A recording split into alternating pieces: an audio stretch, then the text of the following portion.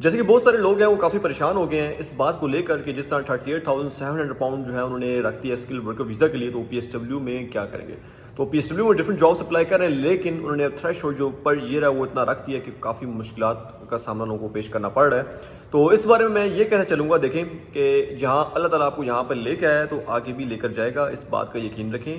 Risk जो है वो अल्लाह ताला ने देना है, वो रिस्क आपको खुद लेके जाएगा कि आपने कहाँ पे जाना है, ठीक है।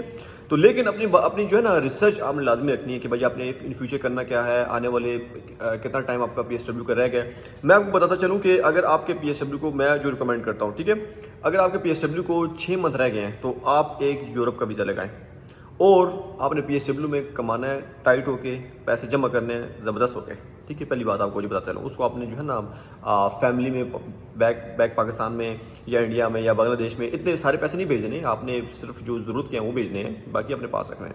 बाकी वो लोग जिनके घर में जो है वो सपोर्ट की इतनी ज़रूरत नहीं है तो वो अपने पैसे सारे सेव रखें, और जिनको सपोर्ट की ज़रूरत है आप उनको साल का दे दें। साल का मैं आपको बताता हूँ कि कब आपने साल के उनको पैसे देने हैं, ठीक है। 6 मंथ का जब आपका वीज़ा रह गया, आपने यूरोप का वीज़ा लगा लिया। आप अगर अकेले हैं, ठीक है, तो वेल एंड गुड, ये तो बहुत अच्छी बात है। अकेले जाएं पुर्तगाल के अंदर, वहाँ पे जाएं, आप किसी भी यूरोपियन कंट्री में चले जाएं, वहाँ पे आपने पुर्तगाल जाना है, ठीक है ना। जिस भी यूरोपियन कंट्री में आप जाएंगे आपका वीज़ा स्टैम्प जो है वो आप बोर्डिंग पास अपने पास रखना है। फिर आप जब पुर्तगाल में जाएंगे आपने किसी भी होटल के अंदर जाके, अच्छे से होटल में जाके वहाँ पे आपने बोलना भाई सेफ की एंट्री करनी है, ठीक है। वो उनके जो है ना एक रिक्वायरमेंट है जिसको आपने फुलफिल करना है कि वो एक सबूत है कि भाई आप आए थे, वहाँ पे आप रहे थे। उसको रजिस्ट्री बोलते हैं, उनका अपने अल्फाज हैं पुर्तगीज़ में, आप उसको देख सकते हैं, ठीक है ना। बस आपने वहाँ पे जाकर बोलना भाई सेफ की जो है ना अपनी रजिस्ट्रेशन करनी है, वो आप लिख लेंगे उसके पास कि भाई बंदा यहाँ पे आया था, रात को रहा था, सिग्नेचर कर देंगे, सारा कुछ आपका फॉर्म आपका सबूत होगा वो चीज़। उसके बाद आपने अपने फाइल वहाँ पे लॉक करनी है आर्टिकल 89 के अंदर, मैं रिकमेंड करता हूँ। इसलिए कि जो लोग यूके से जाते हैं उनके पास पैसे होते हैं तो वो 6 मंथ 7 मंथ वेट कर सकते हैं। तो आर्टिकल 89 में ये होता है कि आप self employed job, business, delivery jobs ये कर सकते हो। तो आप क्या करो, वेट करो 6-7 मंथ, और लेकिन आपने लिस्बन और पोर्टो इनमें नहीं जाना। आपने कोइम्ब्रा हो गया, एविरो हो गया, एजोर हो गया, इस तरह की डिफरेंट जो सिटीज़ और टाउन एंड साइड एरियाज उन पे जाना है। क्यों? लिस्बन में और पोर्टो में इतना रश बन गया कि आपको अकोमोडेशन बहुत महंगी मिलेगी, वो काम आपको मिलेगा नहीं। आपने बिल्कुल साइड एरिया में जाना है। और जो 6 मंथ का टाइम ड्यूरेशन होगा ना, मैं आपको बोल रहा हूँ कि 6 मंथ 7 मंथ आपको लग सकते हैं। ओपन हो ग्लोवो हो गया, ठीक है ना, जो उबर ईट्स हो गया, ये कुछ भी जो आपकी डिलीवरी के यूज़ होता है, ये इसमें टाइम लग जाएगा आपका। तकरीबन 6 मंथ आपके 7 मंथ ऑलमोस्ट लग जाते हैं। लेकिन आर्टिकल 89 में आपका पहला जो साल था उसका टैक्स फ्री होता है, आपको टैक्स देने की कोई ज़रूरत नहीं है, तो ये आपकी टेंशन नहीं है।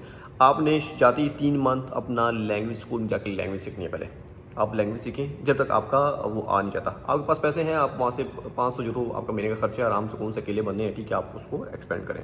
अगर आपके फैमिली है तो आप उस लिहाज से देख लेंगे भाई क्या आपने सिस्टम करना है।